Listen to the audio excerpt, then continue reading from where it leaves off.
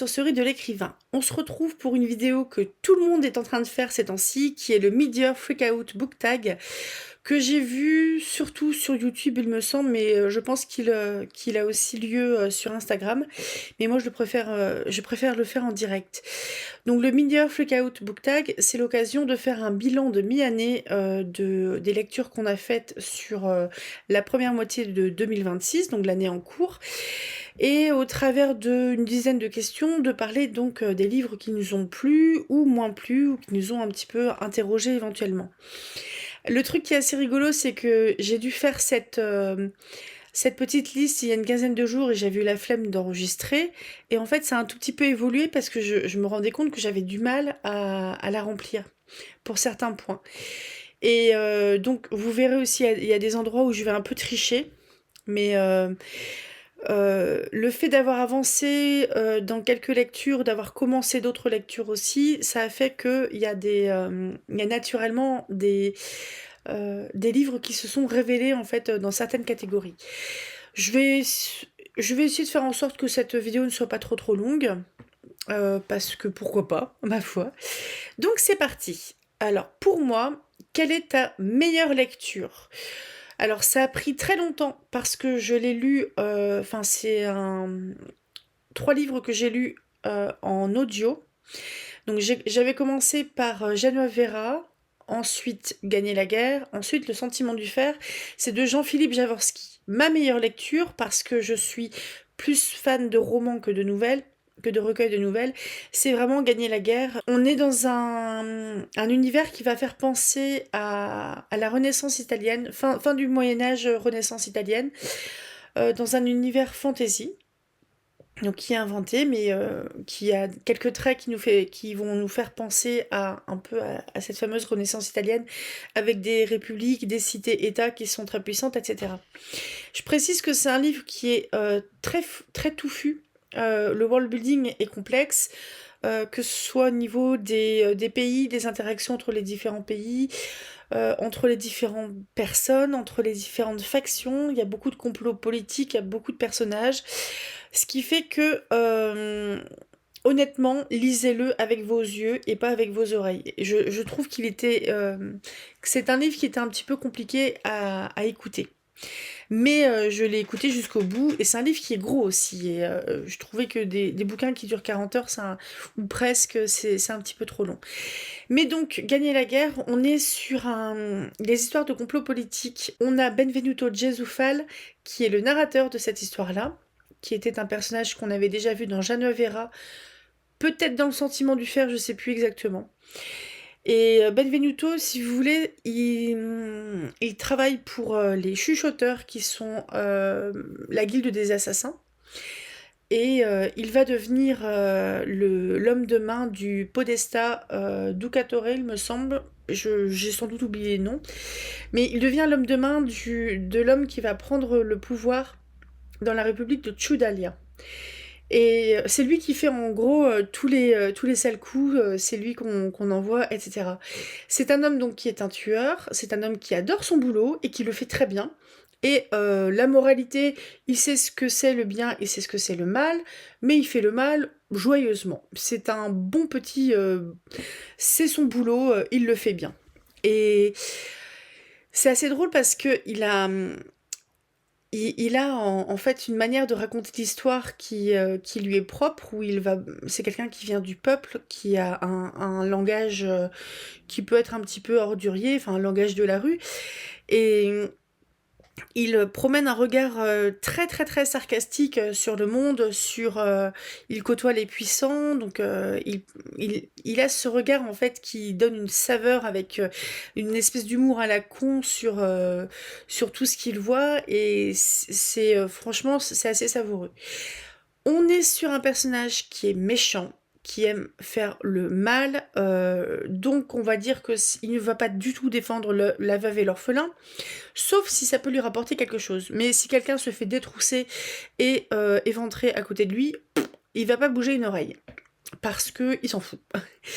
Et c'est quelqu'un qui peut... je précise qu'il y a une agression S, même au-delà, qui est faite par lui et de son point de vue. Bon, vu comment c'est écrit, ça, bon, il y a une agression qu'il fait, qui est écrite de son point de vue. C'est pas décrit non plus en long, en large et en travers, mais c'est vraiment, c'est nommé. Donc, en gros, attendez-vous à voir du sale et bon, pas tout le temps, mais attendez-vous en fait à pouvoir être choqué par moments dans cette histoire. Et en gros, l'histoire, c'est plus ou moins quand même Ducatore qui, qui manigance pour éliminer ses concurrents et devenir l'homme le plus puissant de la République de Tchoudalia. Quitte à nouer et dénouer des alliances autour de lui. Et Benvenuto, en gros, donc c'est son homme de main et il fait le taf, quoi. Il fait le job. Donc oui, là, c'est vraiment, pour moi, c'est ma meilleure lecture de l'année. Je pense que je l'avais même commencé l'année dernière et je suis en train de lire en fait les 3 derniers romans qui sont dans cet univers-là. C'est Le Chevalier aux épines, donc il y a un, 2, 3. Et j'ai dépassé la moitié du 2, donc je pense que assez rapidement vous aurez une vidéo sur Le Chevalier aux épines. Où, pour vous teaser un petit peu, on est sur un chevalier. Donc vous voyez le côté très immoral de Benvenuto, et ben le chevalier il est à l'opposé. Et quand ils vont vraiment se rencontrer pour de vrai et discuter ensemble, je pense que ça va être très savoureux. Parce que Benvenuto, il va revenir évidemment. Donc voilà. Quelle est ta meilleure suite de saga lue? Alors, là, c'est Privilège de correctrice. Je vais vous parler du fait de la pigrièche de Céline Nio, qui est la suite, donc la suite et la fin de sa duologie qui commençait par la malédiction de la pigrièche. On suit une même famille, parce que c'est la famille Métivier qui... on la suit sur 2 périodes, donc soit au XIVe siècle, on a des paysans qui essayent de survivre au quotidien, etc. Et un jeune seigneur en fait va faire une mauvaise chute à cheval et la fille aînée en fait de cette famille Métivier va essayer de lui porter secours et il va y avoir une guérison miraculeuse qui va leur apporter plein de problèmes. En résumé. Et au XXe siècle, qu'est-ce qui se passe? On est sur la famille Métivier, qui est une famille de viticulteurs qui sont à peu près toujours dans le même coin, à vol d'oiseau. Ils sont à peu près au même endroit. C'est une famille qui est plutôt... c'est une famille qui est plutôt... Enfin, qui a plutôt réussi et qui continue en fait à travailler le vin, à maintenir ses traditions, etc. Sauf que dans le petit couple, on a Gonzague, on a Valérie, et Aliénor, leur fille, elle ne veut pas du tout reprendre elle veut pas reprendre la viticulture après eux parce qu'elle est partie sur des études d'anglais. Je crois qu'elle veut être interprète ou quelque chose comme ça. Et on a ces gens-là, en fait, ils vont avoir des gros soucis quand ils vont, à l'occasion de travaux pour agrandir des caves, donc c'est des caves troglodytes naturelles qu'ils vont creuser, et ils vont tomber sur un sarcophage qui a été fermé, qui a été scellé, et dans ce sarcophage qui date du XIVe siècle, ils vont trouver un squelette qui a subi des traces de torture, et c'est un corps qui a été brûlé. Donc tout ça va être récupéré par les archéologues qui vont en fait étudier les restes, etc. Mais à partir du moment où ce squelette est découvert, ils vont avoir des tas de problèmes aussi. Je peux du coup pas vous résumer le fait de la pigrièche parce que c'est un livre qui va sortir dans 2 mois, à peine, 1 mois et demi, et qui est la suite du coup de la malédiction de la pigrièche, mais en fait on continue cette histoire-là, où au XIVe siècle, on est quelques années quand même après la fin de l'histoire, avec peut-être des protagonistes, peut-être des personnages qu'on avait déjà vus dans le premier bouquin, et en deuxième période, on est tout de suite en fait à la suite de la malédiction de la pigrièche, au XXe siècle avec la famille de viticulteurs. Je vais vous montrer ce bouquin quand même. La malédiction de la pie grièche, c'est un livre qui est sorti en auto-édition comme ça. C'est chez Publish Room Factory qui est un prestataire de service. On est sur un bouquin qui fait quasiment... un bouquin qui va dépasser les 500 pages. La suite, on est sur un fond orange avec la pie qui vole en fait, qui prend son envol. Et ça va être vraiment une lecture d'automne. Et en fait, la suite, comment dire, la suite va être un petit peu plus courte. Une 50aine de pages de moins à peu près. Donc, je vous conseille très fort et je vous en reparlerai au mois de septembre. Quelle parution te tente le plus au premier semestre? Je me demande en fait si j'ai pas un peu trichouillé parce que je crois que c'est sorti au deuxième semestre. Parce que juillet, c'est deuxième semestre. Eh bien, écoutez, on va tricher. Alors, je précise que ce n'est pas un partenariat, ni même avec la malédiction de la pie grièche. J'ai reçu le Pulp aux Ultimes Chimères, le numéro 5 du Loftanger Club, ainsi que le numéro 4, donc des autres lointains. Ce sont des recueils de 10 à 12 nouvelles. Je vais vous montrer un peu comment c'est fait à l'intérieur. Donc celui-là, c'est le dernier, parce que j'ai participé à la campagne Ulule. C'est une maison d'édition qui m'avait contacté l'année dernière à peu près, ou il y a un an ou deux, pour que je chronique leur numéro 3 dont j'ai oublié le nom. Donc je peux vous retrouver la vidéo si vous voulez. Et je suis en partenariat avec eux cette année pour une collection de nouvelles qu'ils envoient par mail, qu'ils envoient par courrier, pardon, directement chez vous. C'est un système d'abonnement en fait, et tous les mois vous allez recevoir la nouvelle du mois qui va avoir un côté magazine. Vous voyez le papier souple, etc. Papier... les papiers souples. Côté Loftanger Club, enfin côté Pulp, à l'origine ce sont des nouvelles plutôt de l'imaginaire, ça peut être aussi policier, polar, etc. On est sur vraiment du divertissement, des choses qui sont plutôt pas chères, et ça ce sont des petits bouquins qui coûtent une quinzaine d'euros, qui coûtent 15 €. Je vous montre comment c'est fichu dedans. Vous voyez, en fait, chaque nouvelle a une illustration. Et... j'adore. Bon, pour ceux qui m'écoutent, il y avait une mise en page très particulière. Toutes les nouvelles vont être mises en page de la même manière, à savoir que c'est sous format colonne, parce que c'est comme ça que ça se faisait sur les pulps.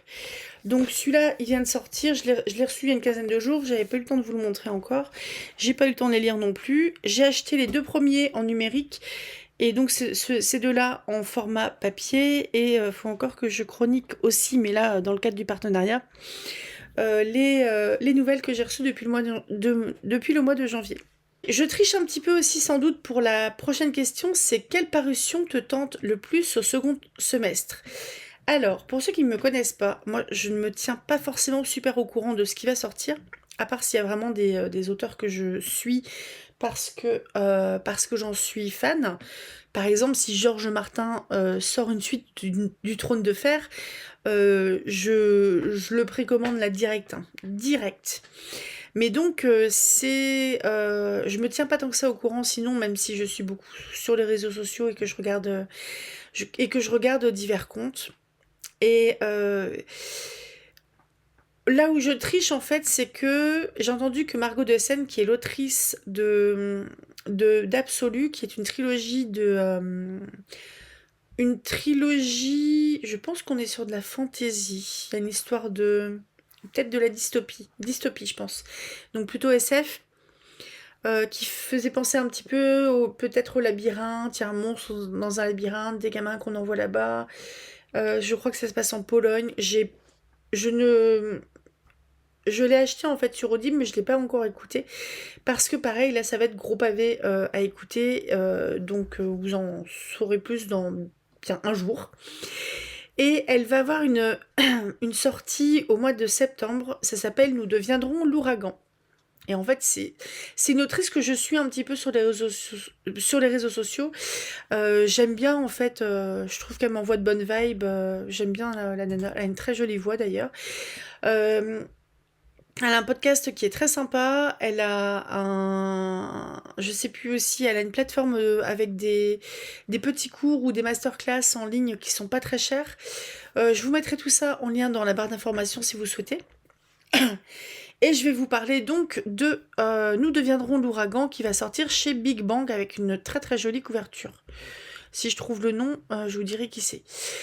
Le petit résumé. Même lorsqu'il se retourne contre son créateur, un monstre reste un monstre. Je crois que ça doit la titiller un petit peu la figure du monstre. À Lutéopolis, où progrès rime avec jeunesse éternelle, le monde s'apprête à fêter l'entrée dans un nouveau siècle. Un objectif occupe cependant tous les esprits. Éliminer la lépidotérose, une maladie qui transforme des adolescents en anomalies surpuissantes et assoiffées de sang. Ça ressemble un petit peu à des vampires. Les éphémères, une unité d'élite, sont chargés de traquer ces éclosions. Depuis 8 ans, Tyria, Morpho et Emaris forment une équipe d'éphémères dont la relation bat de l'aile. Alors, quand la découverte du corps d'une anomalie adulte terrorise la planète entière et réveille leurs traumatismes enfouis, elles décident de mener l'enquête, quitte à déterrer de dangereux souvenirs. C'est sans compter sur Alphonse, un apprenti garde qui est le seul à connaître cette anomalie anonyme. C'est celle qui a détruit sa vie. Et la vérité qu'il poursuit dépasse de loin son propre drame. Mais quand justice et vengeance s'en mêlent, que faire d'une histoire que personne ne voudra croire ? Je trouve le résumé très efficace. On est sur du young adulte comme pour la trilogie absolue. Au niveau des tags, là je suis sur Boognode, on parle de vengeance, justice, cyberpunk, young adulte, romance, amitié. Il y a même un extrait. Je pense que ça doit être quelqu'un qui l'a lu en avance, là, les lecteurs VIP. J'aurais dû être morte, j'étais innocente, en tout cas je voulais l'être. Ça, il faut que tu y crois, sinon rien de tout ce que je vais te raconter n'aura de sens. Ça me donne envie. Ça me donne envie. Alors, quelle est ta plus grosse déception ? J'en ai pas eu tant que ça. Bon, je sais que Shirley de Charlotte Brontë, j'avais trouvé ça... Ça m'avait vendu des choses que j'ai pas trouvées et ça m'avait frustrée. Mais très rapidement, en fait, ça se vend comme un roman social, mais on a le début des luttes sociales des ouvriers qui travaillaient dans les filatures, des filatures qui vont commencer à fermer parce que il y a la concurrence belge, il me semble, et parce qu'aussi il y a une faillite en fait, tout simplement, le secteur est en crise. Donc il y a, je crois qu'il s'appelle Roger qui est le propriétaire d'une filature et qui va commencer à se séparer de ses salariés parce qu'il veut les remplacer par des métiers à tisser, sinon c'est la faillite. Donc quelque part, lui d'un côté, il n'a pas le choix, mais en face, ils n'ont pas envie de perdre leur boulot non plus. Et partant comme ça, je me suis dit, oh ça va être trop cool, ça va être un bouquin qui va parler qui va parler de lutte sociale, etc. Mais en fait, pas tant que ça.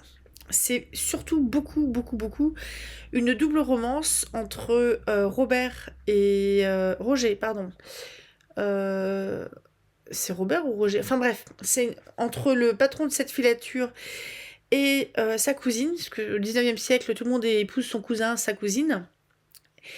Et sa cousine c'est la cousine pauvre qui a été recueillie par son oncle, qui est toute mignonne, qui aide tout le monde, etc. Et cette cousine-là, en fait, va rencontrer Shirley, qui est une jeune héritière qui est orpheline.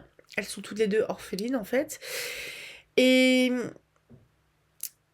en fait, au contact de Shirley, je crois que l'autre personnage s'appelle Caroline. Caroline va commencer à un peu plus s'affirmer et elle partait vraiment de très loin. Et en fait, on va basculer très rapidement dans une espèce de double romance entre donc Caroline qui va épouser l'homme qu'elle aime et Shirley aussi.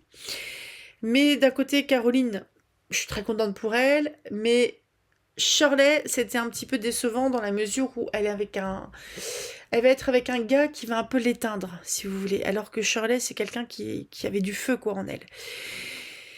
C'est pas forcément ma plus grosse déception. Il y a un autre truc. En fait, je me rends compte que ça fait quelque temps que j'ai pas lu de romance, de vraie romance contemporaine, d'autrices contemporaines qui me plaisent. Je vais pas donner de nom, je vais pas donner de titre, mais il y a une personne que je suivais sur les réseaux sociaux, que je suis toujours. J'aime beaucoup le travail qu'elle fait en fait sur les réseaux sociaux et je vais pas en dire beaucoup plus parce que j'ai pas envie qu'on la reconnaisse. Et je m'étais dit que cette nana-là, vu ce qu'elle produisait en fait comme contenu, que ses bouquins allaient être super cool. Et en fait, c'est peut-être mon regard de correctrice, c'est peut-être mon regard d'autrice ou de lectrice, j'en sais rien. Mais avec moi, ça l'a pas fait du tout.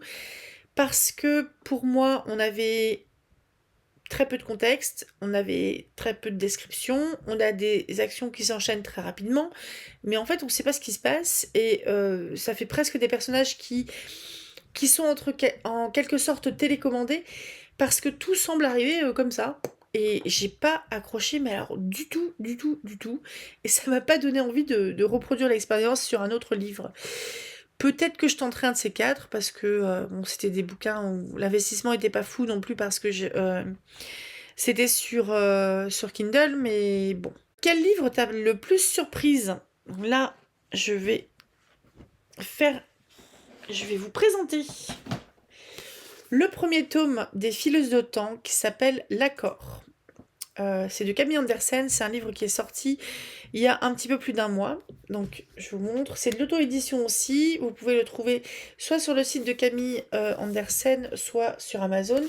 C'est un petit bouquin qui fait pas loin de 300 pages.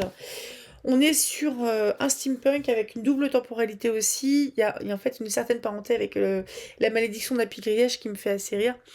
Enfin rire, qui m'amuse.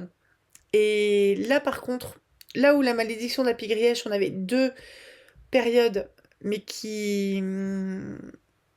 dont le seul point commun en fait était la personne dans le sarcophage. Ici, on a une double influence. Pourquoi?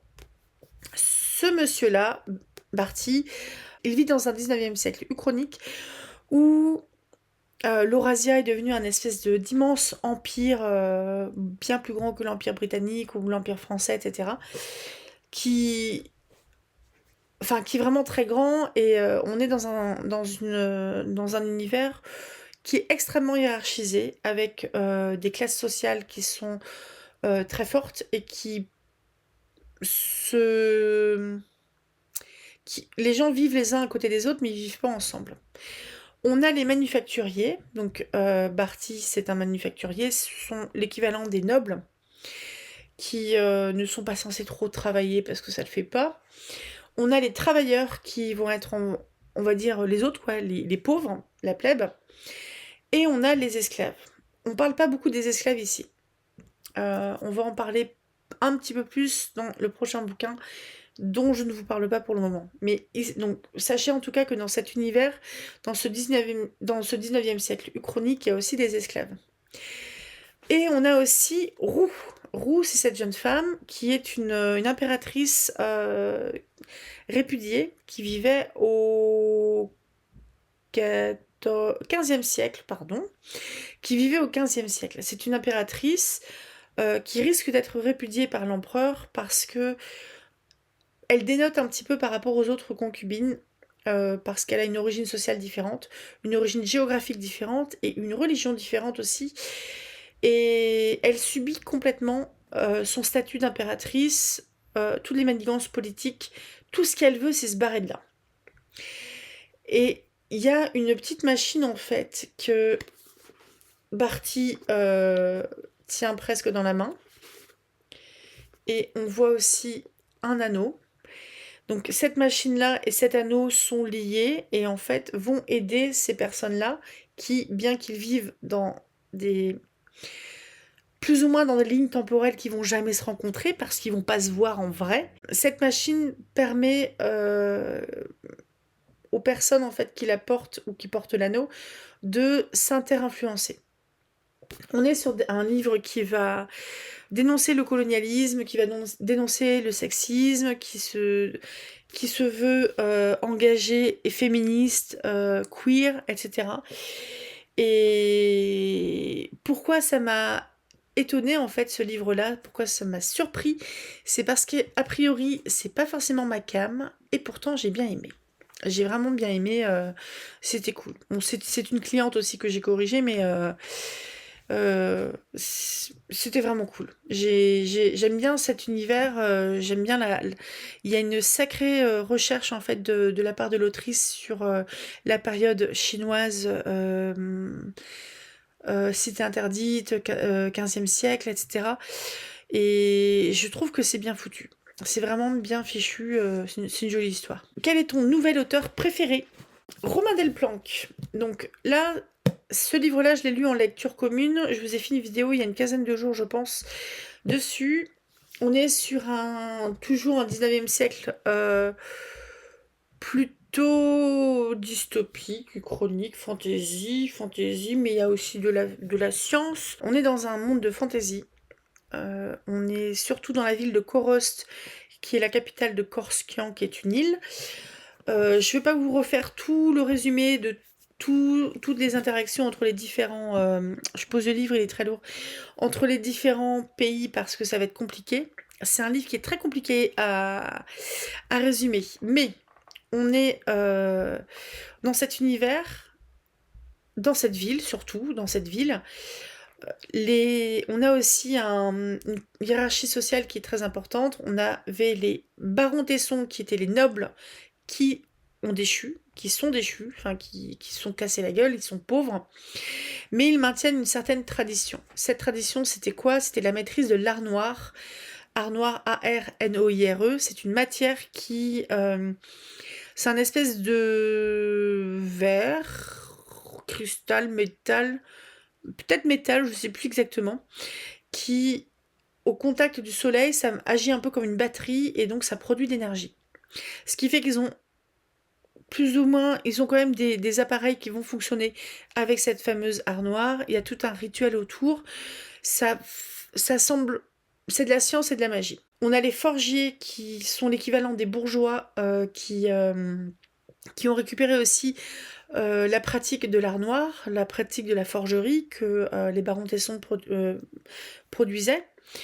Et on a une population plus importante de pauvres qui bossent dans la verrerie ou alors qui sont des artisans, qui sont des serviteurs, qui sont des soldats, etc. Donc les pauvres.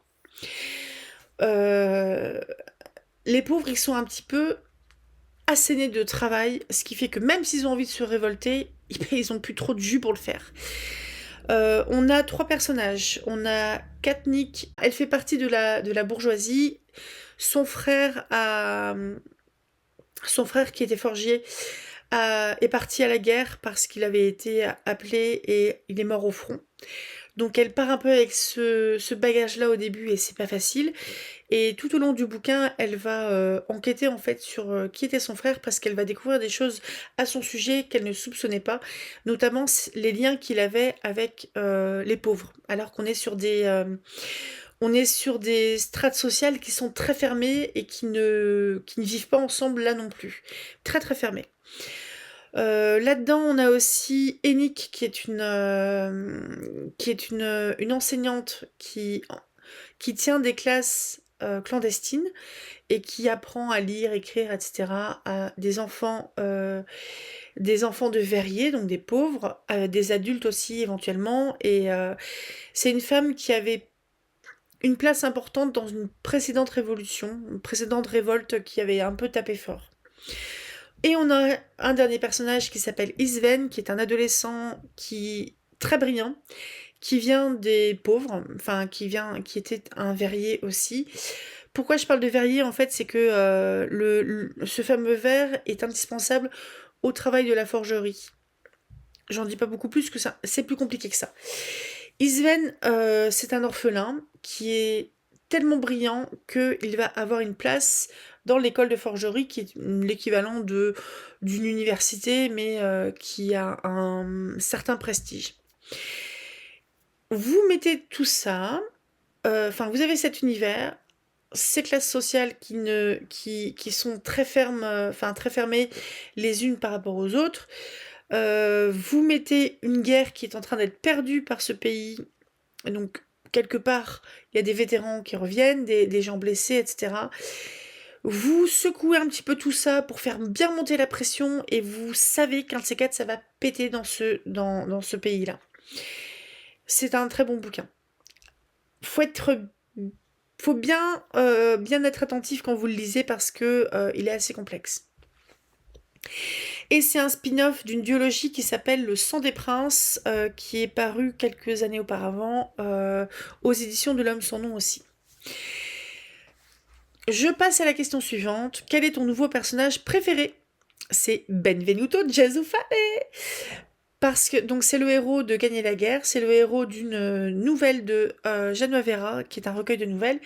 Je sais plus si on le voyait ou pas dans Le Sentiment du fer, qui est un deuxième recueil de nouvelles.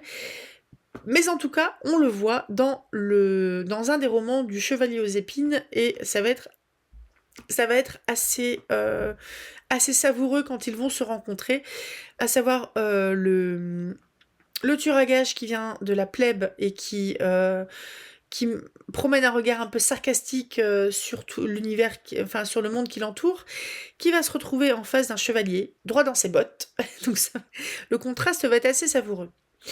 C'est un personnage, clairement, il fait partie de ces gens que, s'il existait vraiment, je ne fréquenterais pas. Mais en fait, c'est un personnage de fiction qui est extrêmement bien écrit et qui ne laisse pas indifférent. Question suivante. Quel livre t'a rendue heureuse? Eh bien, sachez que, il y a 15 jours, je n'aurais pas su quoi répondre. Parce que je me disais vraiment le bouquin qui m'a transportée. Et peut-être là que je peux vous en proposer deux. À savoir, j'ai commencé il y a à peu près un mois à lire La Petite Fadette de George Sand, où on va se diriger gentiment vers une romance. Et c'est un livre qui se passe au 19e siècle. Je suis très 19e siècle, j'aime beaucoup le 19e siècle. Dans le Berry, il me semble. Landry, c'est un jumeau, un des derniers enfants de la famille Barbeau, qui a une ferme. Et un jour, en fait, il va rencontrer pour de vrai et vraiment lui parler la petite Fadette, qui est une orpheline qui est élevée avec son petit frère par leur grand-mère. C'est des gens qui vivent en marge de la société, qui sont constamment jugés parce qu'ils n'ont pas un rond, parce que leur père est mort, parce que leur mère est partie suivre des soldats. Petite litote pour dire qu'elle est prostituée et qu'elle est jamais revenue. Et en gros, ils ont un petit peu le regard de la société qui vient un peu leur porter la honte, si vous voulez. Et là-dedans, en fait, la petite Fadette qui fait un peu une gamine sauvage, qui a une réputation de sorcière, comme la grand-mère et compagnie, qui est pas bien élevée, qui dit tout ce qu'elle pense, qui se défend. C'est un personnage qui est super attachant. Et en fait, vous comprenez pourquoi c'est un tel hérisson social, à savoir que si vous essayez d'un petit peu de l'asticoter, elle va répondre. Et il se noue une relation qui est toute douce avec Landry, qui apprend à la connaître, la petite Fadette aussi, qui est très fine, enfin bref, c'est vraiment une histoire qui est vraiment, vraiment tip-top. Là, j'en suis à peu près aux 2/3. Il me reste un tiers à lire et j'ai hâte de voir comment ça finit. J'espère que ça finit bien. Mais c'est vraiment tout doux en fait, c'est vraiment tout mignon. Autre bouquin que j'ai commencé à lire, c'est Comme par magie de Elizabeth Gilbert. Donc Elizabeth Gilbert, c'est une romancière américaine qui a eu un énorme succès dans sa carrière, qui est le bouquin un peu développement personnel qui s'appelle Mange, Prie, Aime, que je n'ai pas vu, mais qui a été adapté au cinéma avec Julia Roberts dans le rôle titre. C'est une autrice qui a écrit quand même, je pense, une bonne dizaine de livres depuis. Je pense que son gros succès, c'est vraiment ce livre-là, Mange, Prie, Aime. Et comme par magie, c'est un livre qui va s'adresser aux personnes qui sont créatives, donc des auteurs, des réalisateurs, musiciens. Si la créativité a une part importante dans votre vie, je pense très sincèrement que, comme par magie, ça va vous parler. Parce que euh, on va travailler vraiment le mindset, donc à savoir l'état d'esprit de la personne, à savoir que allez-y, foncez. Vous n'avez pas besoin de l'autorisation de qui que ce soit pour faire ce que vous voulez au niveau de la création. Comment un peu nourrir votre créativité, parce que c'est un espèce de muscle. Tout ça est émaillé d'anecdotes personnelles. Et je trouve qu'elle a une sacrée patate, cette petite bonne femme-là. Et c'est vraiment un livre qui me parle. Et je pensais pas que ça allait me parler à ce point-là. Quel livre t'a fait pleurer? On va parler des Mutinées de l'Elseneur de Jack London. Les Mutinées de l'Elseneur, c'est c'est le livre le plus sombre de Jack London, qui est un auteur qui est connu pour des bouquins où on a les grands espaces, ça vous fait voyager, on a des personnages qui sont plutôt issus du peuple, qui ont des vies qui sont pas faciles, des métiers qui sont pas faciles, des conditions de vie qui sont pas faciles. Et en fait, les Mutinées de l'Elseneur, c'est un des derniers voiliers qui existent, alors que la vapeur commence à vraiment prendre une part très importante dans la navigation.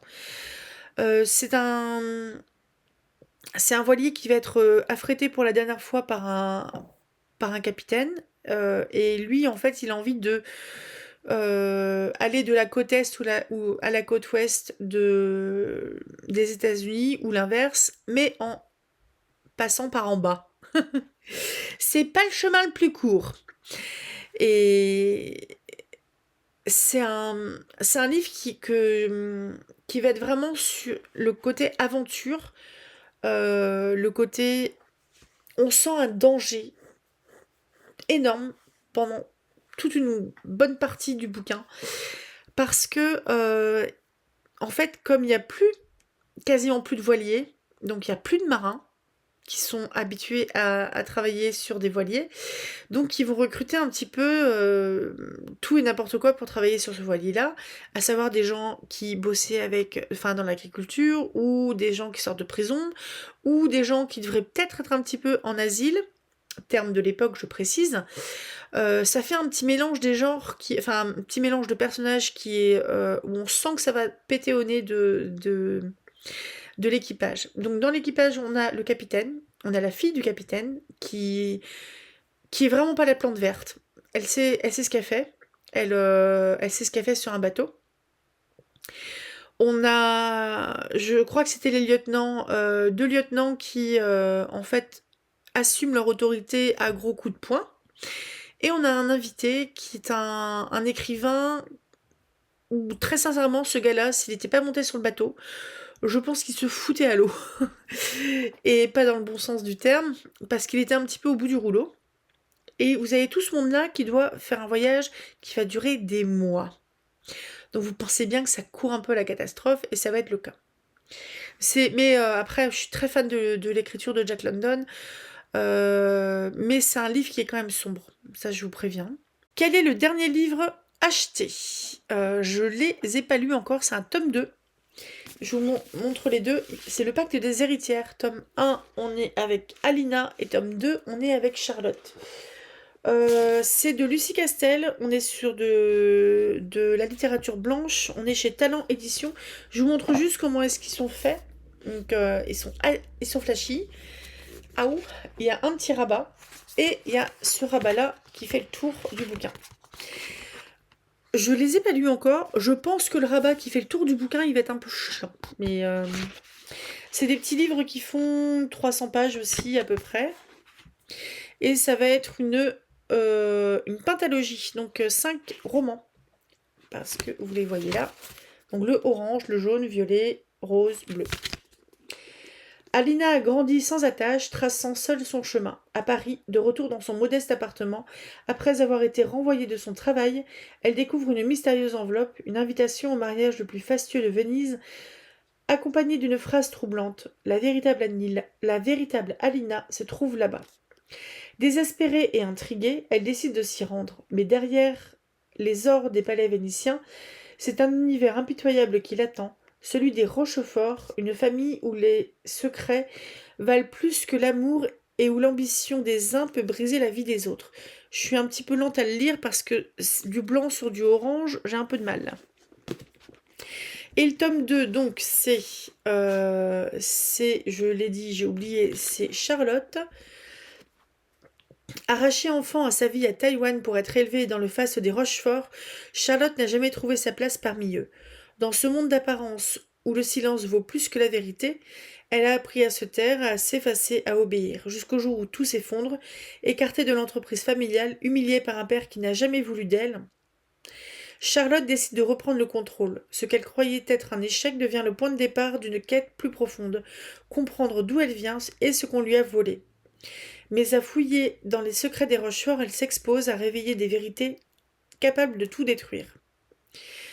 Donc c'est Trahison, pouvoir et blessure du sang, le pacte des héritières poursuit la fresque des Rochefort où les femmes brisées refusent désormais de se taire. Quel livre veux-tu lire avant fin 2026 ? Eh bien, je vous avoue, j'en ai déjà parlé depuis au moins 1 an ou 2, que j'ai envie de lire les 5 romans arthuriens de Chrétien de Troyes. C'est Érec et Énide, Cligès, Lancelot le chevalier à la charrette, Yvain ou le chevalier au lion, Perceval ou le comte du Graal. Je les ai tous en e-pub, c'est des petits bouquins. J'ai tourné une moitié de vidéo pour vous présenter un petit peu qui est Chrétien de Troyes, qu'est-ce que c'est l'amour courtois, le roman de chevalerie, les romans arthuriens, etc. Donc, il n'y a plus qu'à, secouez-moi, balancez-moi des trucs au visage pour que je lise ces livres-là. Parce que j'aime bien, en fait, les romans arthuriens. Et j'ai fait le tour. Je pensais que ça allait être plus long que ça comme vidéo. Je suis quand même plutôt contente. Je suis toujours aussi ébouriffée. N'hésitez pas à me dire, vous, s'il y a des choses parmi ce que je vous ai présenté qui vous intéressent ou pas, et si ça vous intéresse de compléter ce type de challenge aussi, là, de le meilleur Freakout Book Tag, les questions seront en barre d'informations, donc soit dans le chapitrage, soit en dessous. À samedi pour la prochaine nouvelle de Sherlock Holmes, à dimanche pour aborder le dernier tiers de La Petite Fadette de George Sand, et après je prendrai un peu de vacances méritées. Mais je continuerai à être présente un petit peu sur Instagram. Je vous souhaite un très bon mercredi, à ce week-end si vous voulez être avec moi. Mercredi prochain, je pense que je ferai une petite vidéo avant... Ouais, je pense que j'en ferai une autre mercredi prochain. Ou le suivant. Je suis un peu paumée dans mes mercredis. On verra quand je prendrai des vacances.